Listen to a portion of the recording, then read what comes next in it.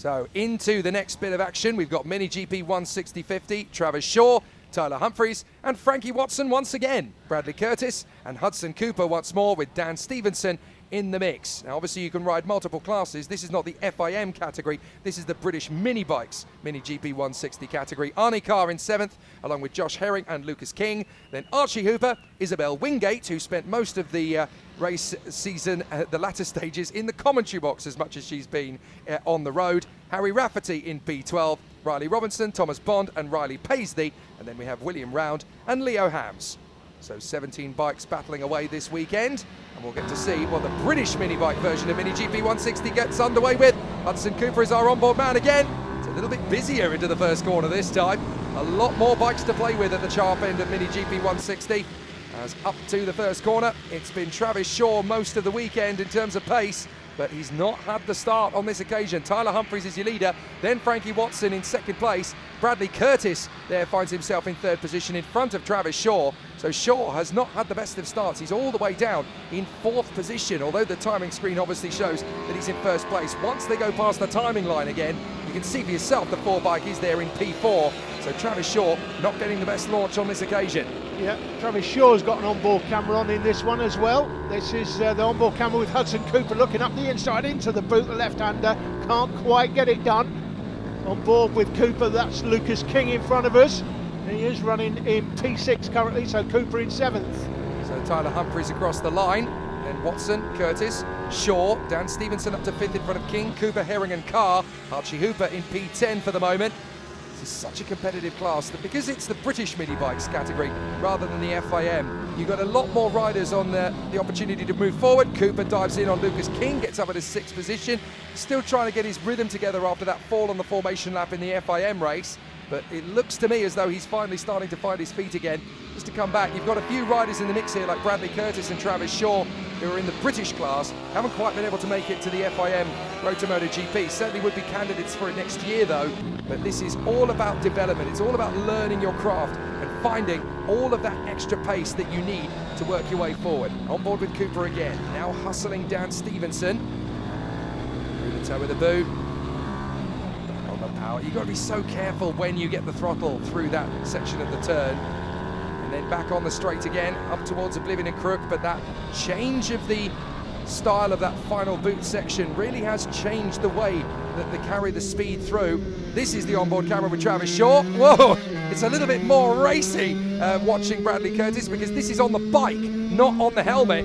So you can see very tricky up the inside though from Travis Shaw. And you actually get a little bit of the data as well. You can see the readout that the riders actually get when they're on the bike. Now, if they've even got time to look at that, then they'll get a lot more information than you used to be able to, that's for sure. And you can tell there the difference between Hudson Cooper's bike and Travis Shaw. You can hear that Shaw is on a 50cc 2-stroke bike in this class compared to, this is Hudson Cooper's onboard camera. Listen to the difference in the engine. Yeah, that's the difference between a 160 and a 50cc, isn't it? You really can notice the difference there in pitch. Isabel Wingate, running in P12. She is proving herself to be just as good a commentator as she is a rider. If you ever need a backup or a reserve, Alan, we know exactly who to call. Isabel Wingate's turning into quite the little TV star herself. So excellent stuff from her. This is the battle for 5th position once more. Stevenson, Cooper, Herring. Look how tight it is. And you can see that Hudson Cooper's not going to wait around any longer.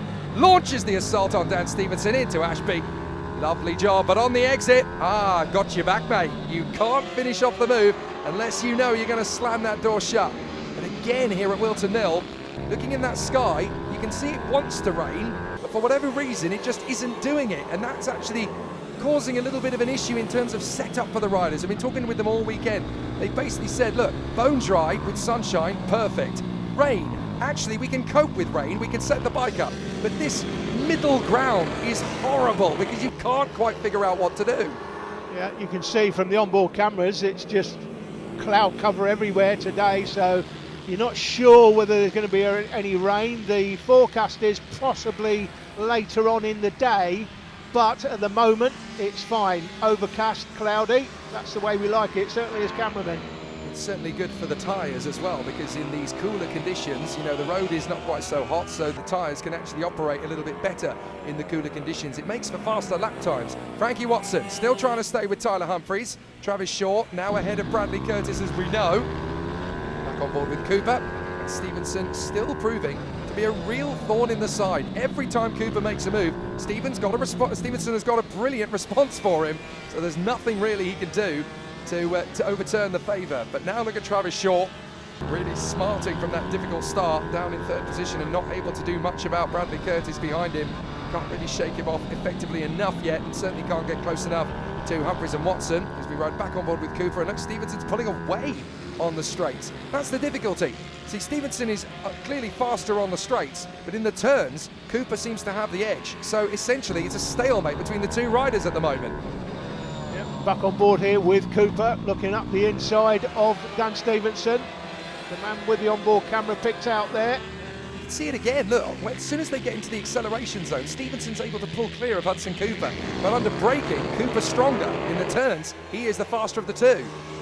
Looking up the inside into the boot. First part of the boot is the left-hander. Yep, that's the toe we're just going through there, the right-hander, and then we come to the heel.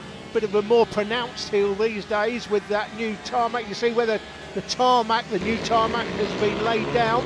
This is the back of the 12th we're looking at. That's Rafferty and Tom Bond, and they're trying to close up to these two, Isabel Wingate and Riley Robertson, who are currently in the fight for the top 10. Was that the move from William Round there on Thomas Bond? I think it was. Right, Hudson Cooper has had enough. Slam dunks on the inside of Ashby. Is that the move done? No, Dan Stevenson again responds. So frustrating. But that's the thing. So frustrating when that happens. Well, yeah, you've got a faster bike in a straight line, but in the turns, you know you've got more confidence, you know you've got more ability. Watch this, we'll see it again. Look, Stevenson's pulled away, under brakes. See, Cooper's just so much more confident. He can pull right back in on Dan Stevenson. The bike for Stevenson is clearly set up for the straights, where he's able to pull out the traction. Now watch as they come off the hairpin. Watch Stevenson disappear. See you later. He's just pulling clear. He's clearly set the bike up for straight line, whereas Cooper is able to actually gain ground on him. This is where Stevenson's particularly strong. Look, you really open up the taps, and all the hard work that Hudson Cooper's done in that one lap is undone. Meanwhile, Tyler Humphries leading the race. This is what it's like in a traffic jam. Yeah, you've got to get past the traffic, and you've got to get past it quickly if you're in a battle yourself. He manages to negotiate and throws it up the inside and gets through the third of the three. Talk about an unnecessary risk from the race leader for Tyler Humphries. That could have backfired horribly as he comes through to complete the lap.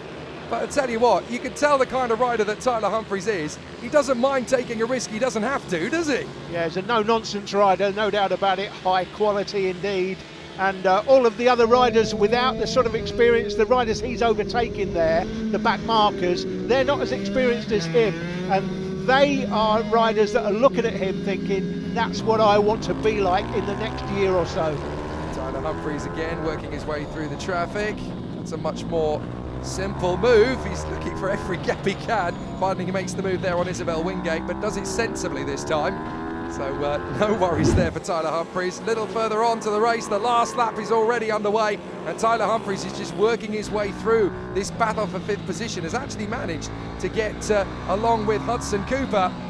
So here is Cooper just finishing off the lap, and you can see that advantage in a straight line has really helped out Dan Stevenson in the latter stages. But Tyler Humphries comes through to take the victory in magnificent fashion. No problem at all there for him in front of Frankie Watson. Travis Shaw gained a lot of ground at the end there, but had run out of time to take on Frankie Watson.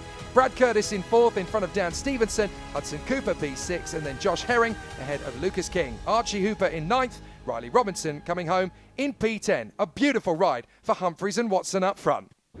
That's all for part 1. Join us for part 2 and the remaining races from Whilton will at round 5 shortly. See you then.